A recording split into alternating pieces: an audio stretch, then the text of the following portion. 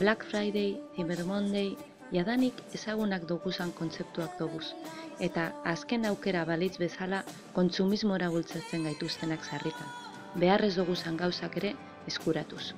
Baina, zer deritzozu kontsumoagaitik burua galdu beharrean kulturagatik burua galtzen badugu? Horixe da Fair Saturday mugimenduaren helburua, eta Lau Gazeta ikastola, beste agente eta hiri askogaz batera, ekimen honetan murgilduta izan da, aurten 2017ko azaroko azken zapatuan.